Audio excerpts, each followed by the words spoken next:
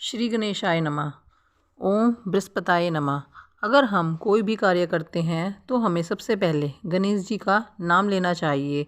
आज मैं आपको बृहस्पतिवार के व्रत की पूजा विधि और बृहस्पतिवार के व्रत की कथा सुनाने जा रही हूँ। अगर आप हमारे चैनल पर नए हैं तो कृपया करके हमारे चैनल को सब्सक्राइब कीजिएगा और बेल आइकन ऑन कीजिएगा ताकि आपको हमारे आने वाले सभी वीडियो का नोटिफिकेशन मिल जाए।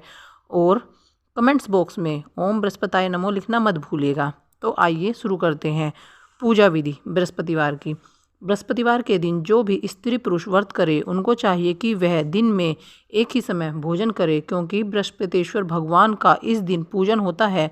भोजन पीले चने की दाल आदि का करे, परंतु नमक नहीं खाएं और पीले वस्त्र पहने। पूजा में पीले ही फूलों का प्रयोग करें। पीले चंदन से पूजन करें। पूजन के बाद प्रेम पूर्वक गुरु महाराज बृहस्पति देव की कथा सुननी चाहिए। इस व्रत को करने से मन की इच्छाएं पूरी होती हैं और बृहस्पति महाराज प्रसन्न होते हैं तथा धन पुत्र विद्या तथा मनोवांछित फलों की प्राप्ति होती है। परिवार को सुख शांति मिलती है। इसलिए यह व्रत सब स्त्री व पुरुषों के लिए सर्वश्रेष्ठ और अति फलदायक है। इस व्रत में केले का पूजन करना चाहिए। कथा और पूजन के समय तन मन कर्म वचन से शुद्ध होकर जो इच्छा हो बृहस्पति देव से प्रार्थना करनी चाहिए। इच्छाओं को बृहस्पति देव अवश्य पूर्ण करते हैं, ऐसा मन में दृढ़ विश्वास रखना चाहिए। ओम बृहस्पताय नमः। व्रत की बृहस्पतिवार व्रत की कथा।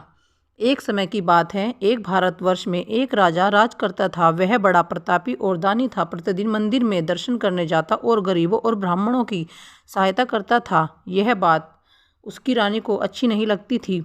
वह न तो व्रत करती और न ही गरीबों को दान देती थी और राजा को भी ऐसा करने से मना किया करती थी। परंतु एक दिन राजा शिकार खेलने वन में गया हुआ था। उसी समय बृहस्पति देव साधु के वेश में राजा के महल में भिक्षा के लिए गए और भिक्षा मांगी। रानी ने भिक्षा देने से इनकार किया और कहा, हे साधु महाराज, मैं तो दान पुण्य से तंग आ गई हूँ। मेरे पति सारा धन लुटाते रहते हैं। मेरी इच्छा है कि हमारा सारा धन नष्ट हो जाए, फिर ना रहेगा बांस और न बजेगी बांसुरी। साधु ने कहा, देवी तुम तो बड़ी अजीब हो। धन संतान तो सभी चाहते हैं, पापी भी पुत्र और धन की इच्छा करता है। यदि तुम्हारे पास अधिक धन है तो भूखों को भोजन दो, प्यासों के लिए प्याऊ बनवाओ, मुसाफिरों के लिए धर्मशालाएं खुलवाओ।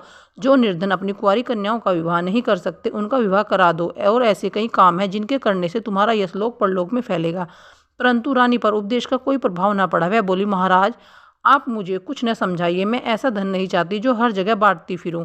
साधु ने उत्तर दिया, यदि तुम्हारी ऐसी इच्छा है तो ऐसा ही होगा। तुम ऐसा करना कि बृहस्पतिवार को घर गोबर से लीपना, अपने केशों को धोना, केशों को धोते समय स्नान करना, राजा से कहना कि वह हजामत बनवाए, भोजन में मांस मदिरा खाना, कपड़े धोबी के यहाँ धुलने को डालना। ऐसे 7 बृहस्पतिवार करने से तुम्हारा सारा धन नष्ट हो जाएगा। इतना कहकर वह साधु महाराज वहाँ से चले गए।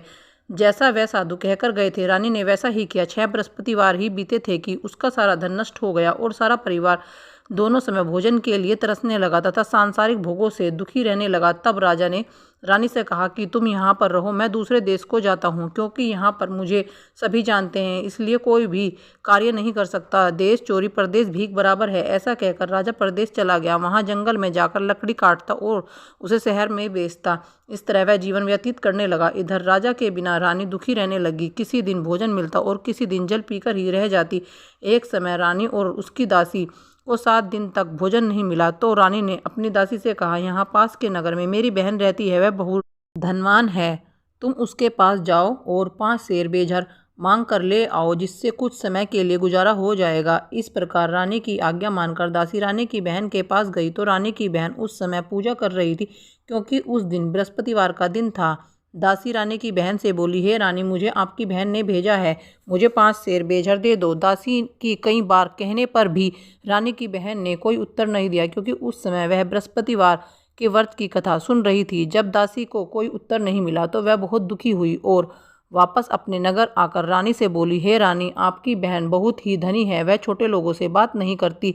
मैंने उनसे 5 सेर बेझर मांगा तो उन्होंने कोई उत्तर नहीं दिया। रानी बोली, इसमें उसका कोई दोष नहीं है। जब बुरे दिन आते हैं तब कोई सहारा नहीं देता। अच्छे बुरे का पता विपत्ति में ही लगता है।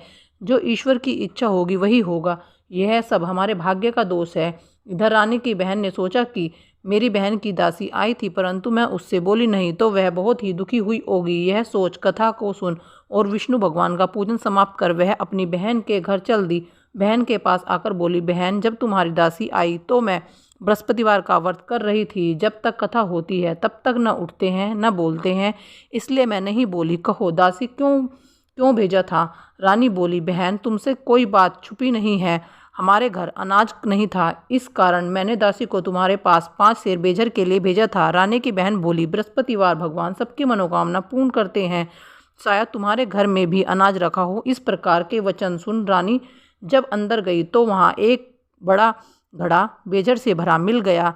तब रानी और उसकी दासी बहुत खुश हुई।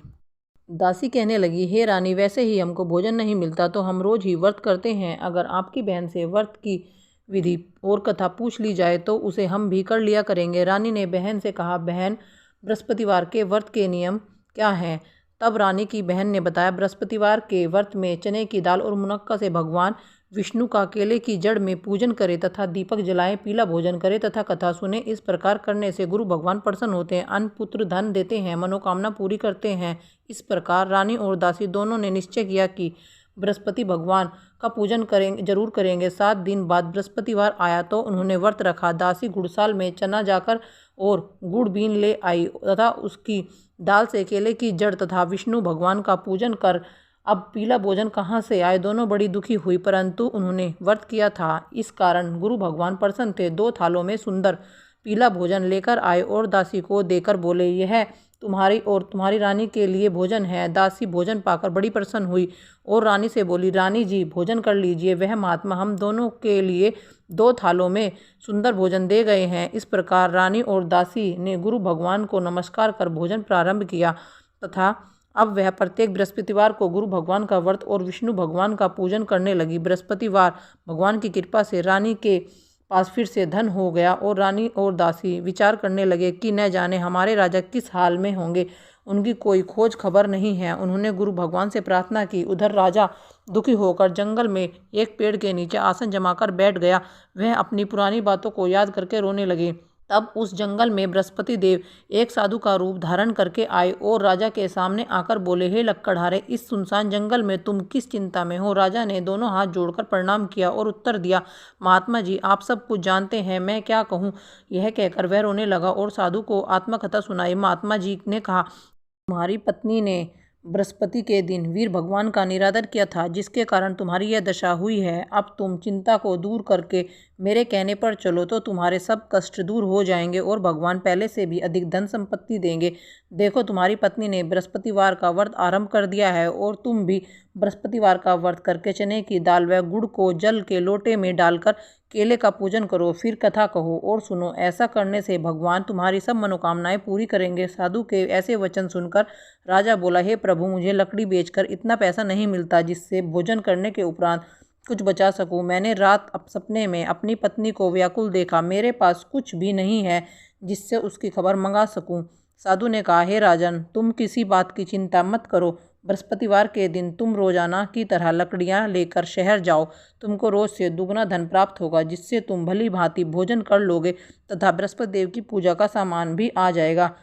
प्राचीन काल में एक ब्राह्मण था, वह बहुत ही निर्धन था, उसकी कोई भी संतान नहीं थी। वह नित्य पूजा पाठ करता, परंतु उसकी पत्नी बहुत मलिनता के साथ रहती थी। वह न स्नान करती, न किसी देवता की पूजा करती, प्रातःकाल उठते ही भोजन करती, बाद में कोई अन्य कार्य करती थी। इससे ब्राह्मण बहुत दुखी था। भगवान की कृपा से ब्राह्मण के यहाँ एक कन्या पैदा हुई। धीरे धीरे वह कन्या बड़ी होने लगी। वह प्रातः स्नान करके विष्णु भगवान का जाप करने लगी, बृहस्पतिवार का व्रत करने लगी, अपनी पूजा पाठ को समाप्त कर पाठशाला जाती और अपनी मुट्ठी में जौ भरकर मार्ग में डालती जाती। वही जो सोने के जौ जाते तो लौटते समय उनको बीनकर घर ले आती। एक दिन वह कन्या सूप में सोने के जौ साफ कर रही थी तो उसकी माँ ने देख लिया और कहा, बेटी, सोने के जौ को फटकने के लिए सोने का सूप होना चाहिए। अगले दिन बृहस्पतिवार था।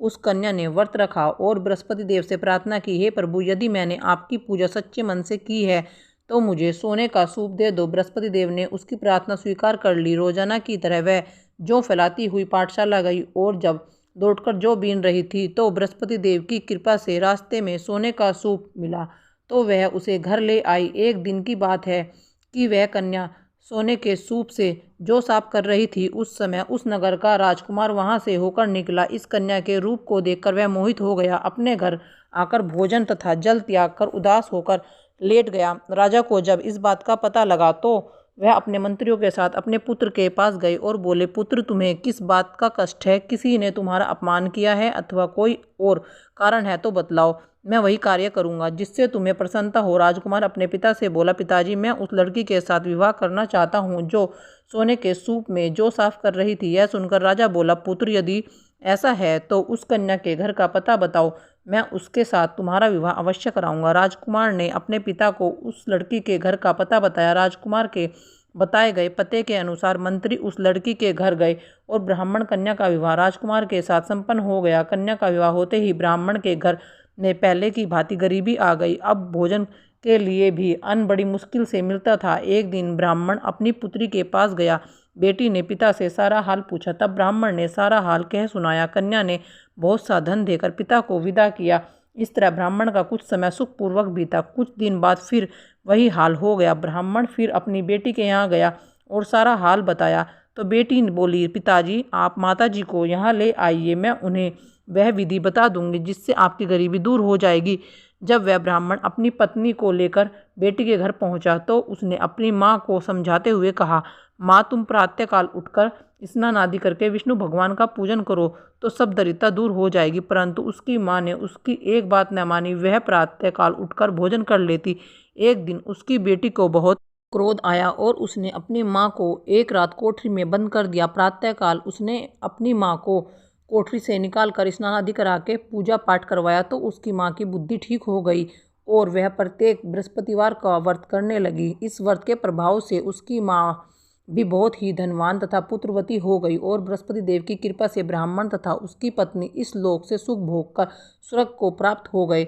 इस तरह कहानी कहकर साधु वहां से अंतर ध्यान हो गए। जब बृहस्पतिवार का दिन आया तो राजा जंगल से लकड़ी काटकर शहर में बेचने गया। उसे उस दिन और दिनों की अपेक्षा अधिक धन मिला। राजा ने चना, गुड़ आदि लाकर बृहस्पतिवार का व्रत किया, परंतु जब दोबारा बृहस्पतिवार का दिन आया तो व्रत करना भूल गया। इस कारण बृहस्पति देव नाराज हो गए। उस दिन उस नगर के राजा ने विशाल यज्ञ का आयोजन किया तथा शहर में घोषणा करा दी कि कोई भी मनुष्य अपने घर में भोजन न बनाए, न चूल्हा जलाए। समझ जनता मेरे यहाँ भोजन करने आए। इस आज्ञा को जो न मानेगा उसे फांसी की सजा दी जाएगी। इस तरह की घोषणा संपूर्ण नगर में करवा दी गई। राजा की आज्ञा अनुसार शहर के सभी लोग भोजन करने गए, लेकिन लक्कड़हारा बना राजा कुछ देर बाद पहुंचा, इसलिए राजा उसको अपने साथ घर ले गए और ले जाकर भोजन करा रहे थे तो रानी की दृष्टि उस खूंटी पर पड़ी जिस पर उसका हार लटका हुआ था। रानी को हार वहां पर दिखाई न दिया। रानी ने सोचा कि मेरा हार इस मनुष्य ने चुरा लिया है। उसी समय पुलिस को बुलवाकर उसको जेल में डलवा दिया। जब लक्कड़हारा जेल खाने में दुखी होकर विचार करने लगा कि न जाने कौन से पूर्व जन्म के कर्म से मुझे दुख प्राप्त हुआ है और उन्हें साधु को याद करने लगा जो कि जंगल में मिले थे, उसी समय तत्काल बृहस्पति देव साधु के रूप में प्रकट हो और उसकी दशा को देखकर कहने लगे, मूर्ख, तूने बृहस्पति देव की कथा नहीं कही, इसी कारण तुझे यह दुख प्राप्त हुआ है। अब चिंता मत कर, बृहस्पतिवार के दिन जेल के दरवाजे पर 4 पैसे पड़े मिलेंगे, उनसे तू बृहस्पति देव की पूजा करना, तेरे सभी कष्ट दूर हो जाएंगे। बृहस्पतिवार के दिन उसे 4 पैसे पड़े मिले। लक्कड़हारे ने कथा कही। उसी रात्रि को बृहस्पति देव ने उस नगर के राजा को सपने में कहा, हे राजा, तुमने जिस आदमी को जेल में बंद कर दिया वह निर्दोष है, वह राजा है, उसे छोड़ देना। रानी का हार उसी खूंटी पर लटका हुआ है। अगर तुम ऐसा नहीं करोगे तो मैं तुम्हारे राज्य को नष्ट कर दूंगा। इस तरह रात्रि के सपने को देखकर राजा प्रातःकाल उठा और खूंटी पर हार देखकर लक्कड़हारे को बुलाकर क्षमा मांगी और लक्कड़हारे को योग्य सुंदर वस्त्र व आभूषण देकर विदा किया। बृहस्पति देव की आज्ञा अनुसार लक्कड़हारा अपने नगर को चल दिया। राजा जब अपने नगर के निकट पहुंचा तो उसे बड़ा आश्चर्य हुआ। नगर में पहले से अधिक बाग, तालाब और कुएं तथा बहुत सी धर्मशालाएं, मंदिर आदि बन गए थे। राजा ने पूछा कि यह किसके बाग और धर्मशालाएं हैं? तब नगर के लोग कहने लगे, यह सब रानी ने बनवाए हैं। तो राजा को आश्चर्य हुआ। जब रानी ने यह खबर सुनी कि राजा आ रहे हैं तो उसने बांदी से कहा, बांदी, जाओ देखो राजा हमें कितनी बुरी हालत में छोड़ गए थे, कहीं वह लौट ना जाए, इसलिए तू दरवाजे पर खड़ी हो जा। आज्ञा अनुसार दासी दरवाजे पर खड़ी हो गई। राजा आए तो उन्हें अपने साथ लिवा लाई। तब रानी ने कहा, हमें यह सब धन बृहस्पति देव के व्रत के प्रभाव से प्राप्त हुआ है। राजा ने निश्चय किया कि 7 दिन बाद तो सभी बृहस्पतिवार का पूजन करते हैं, परंतु मैं प्रतिदिन दिन में 3 बार कहानी कहा करूँगा और व्रत किया करूँगा। अब हर समय राजा के दुपट्टे में चने की दाल बंधी रहती तथा दिन में 3 बार कहानी कहता। एक दिन राजा ने विचार किया कि चलो अपनी बहन के यहाँ हो आए। इस तरह का विचार कर राजा घोड़े पर सवार हो अपनी बहन के यहाँ चलने लगा। मार्ग में उसने देखा कि कुछ आदमी मुर्दे को लिए जा रहे थे। उन्हें रोककर राजा कहने लगा, भाइयों, मेरी बृहस्पति देव की कहानी सुन लो। वे बोले, लो, हमारा तो आदमी मर गया है और इसको अपनी कथा की पड़ी है। परंतु कुछ आदमी बोले, अच्छा कहो, हम तुम्हारी कथा भी सुनेंगे। राजा ने दुपट्टे से चने की दाल निकाली और जैसे ही कथा आदि हुई तो मुर्दा हिलने लग गया और जब कथा समाप्त हुई तो राम राम करके मुर्दा उठकर खड़ा हो गया। आगे मार्ग में उसे एक किसान खेत में हल चलाता मिला। राजा ने उसे देखा और कहा, अरे भाई, तुम मेरी बृहस्पति देव की कथा सुन लो। किसान बोला, जब तक तुम्हारी कथा सुनूंगा तब तक 4 हैया और जोत लूंगा। जाओ, अपनी कथा किसी और को सुनाना। इस तरह राजा आगे चलने लगा। राजा के हटते ही बैल पिछाड़ खाकर गिर गया तथा किसान के पेट में बड़ी जोर से दर्द होने लगा। उस समय उसकी माँ रोटी लेकर आई थी। उसने जब यह देखा तो अपने पुत्र से सब हाल पूछ लिया और बेटे ने सारा हाल कह सुना दिया। तो बुढ़िया दौड़ी दौड़ी राजा के पास गई और उससे बोली कि मैं तुम्हारी कथा अब सुनूंगी, तुम अपनी कथा मेरे खेत पर चलकर ही कहना। राजा ने बुढ़िया के खेत पर जाकर कथा कही, जिसके सुनते ही वह बैल उठ खड़ा हुआ तथा किसान के पेट का दर्द बंद हो गया। राजा अपनी बहन के घर पहुंचा। बहन ने भाई की खूब खातिर की। दूसरे दिन प्रातः काल राजा जागा तो वह देखने लगा कि सब लोग भोजन कर रहे थे। राजा ने अपनी बहन से पूछा, ऐसा कोई मनुष्य है जिसने भोजन नहीं किया हो और जो मेरी बृहस्पति देव की कथा सुन ले? बहन बोली, भैया, यह नगर ऐसा ही है। पहले यहाँ के लोग भोजन करते हैं, बाद में अन्य काम करते हैं। अगर कोई पड़ोस में हो तो देख आओ। वह ऐसा कहकर देखने चली गई, परंतु उसे कोई ऐसा व्यक्ति नहीं मिला जिसने भोजन न किया हो। अतः में एक वह कुम्हार के घर गई जिसका लड़का बीमार था। उसे मालूम हुआ कि उनके यहाँ 3 दिन से किसी ने भोजन नहीं किया। रानी ने अपने भाई की कथा सुनने के लिए कुम्हार से कहा तो वह तैयार हो गया। राजा ने जाकर बृहस्पति देव की कथा कही, जिससे सुनकर उसका लड़का ठीक हो गया। अब तो राजा की प्रशंसा होने लगी। एक दिन राजा ने अपनी बहन से कहा, बहन, हम अपने घर को जाएंगे, तुम भी तैयार हो जाओ। राजा की बहन ने अपनी सास से पूछा। सास ने कहा, हाँ, चली जाओ, परंतु अपने लड़के को मत ले जाना, क्योंकि तुम्हारे भाई के कोई भी औलाद नहीं है। बहन ने अपने भाई से कहा, भैया, मैं तो चलूंगी, परंतु कोई बालक नहीं जाएगा। राजा बोला, जब कोई बालक नहीं चलेगा तब तुम क्या करोगी? बड़ी दुखी मन से राजा अपने नगर को लौट आया। राजा ने अपनी पत्नी से कहा, हम निर्वंशी राजा हैं, हमारा मुंह देखने का धर्म नहीं है। और उसने कुछ भोजन आदि नहीं किया। रानी बोली, बृहस्पति देव ने हमें सब कुछ दिया है, हमें औलाद अवश्य देंगे। उसी रात को बृहस्पति देव ने राजा से सपने में कहा, राजा उठ, सभी सोच त्याग दे, तेरी रानी गर्भ से है। राजा को यह बात सुनकर बड़ी खुशी हुई। 9वें महीने में उसके गर्भ से एक सुंदर पुत्र पैदा हुआ। तब राजा बोला, रानी स्त्री बिना भोजन के रह सकती है, बिना औलाद के नहीं रह सकती। जब मेरी बहन आए तो तुम उससे कुछ मत कहना। रानी ने सुनकर हाँ कर दिया। जब राजा की बहन ने यह शुभ समाचार सुना तो वह बहुत खुश हुई तथा बधाई लेकर अपने भाई के यहाँ आई। तभी रानी ने कहा, घोड़ा चढ़कर तो नहीं आई, गधा चढ़ी आई। राजा की बहन बोली, भाभी, मैं इस प्रकार न कहती तो तुम्हें औलाद कैसे मिलती? बृहस्पति देव ऐसे ही हैं, जैसे जिसकी मन में कामनाएं होती है सभी को पूर्ण करते हैं। जो सद्भावना पूर्वक बृहस्पतिवार का व्रत करता है एवं कथा पढ़ता है अथवा सुनता है, बृहस्पति देव उसकी मनोकामना पूर्ण करते हैं। भगवान बृहस्पति देव उसकी सदैव रक्षा करते हैं। संसार में सद्भावना से भगवान जी का पूजन व्रत करके सच्चे हृदय से उसका मनन करते हुए जयकारा बोलना चाहिए। ओम बृहस्पताय नमः। बोलो बृहस्पति भगवान की जय। आज यहाँ पर हमारी बृहस्पति देव की कथा संपन्न होती है। अब हम बृहस्पति देव की आरती शुरू करते हैं। तो आइए शुरू करते हैं बृहस्पति देव की आरती। ओम जय बृहस्पति देवा, जय बृहस्पति देवा, छिन छिन भोग लगाओ, कंदली फल मेवा।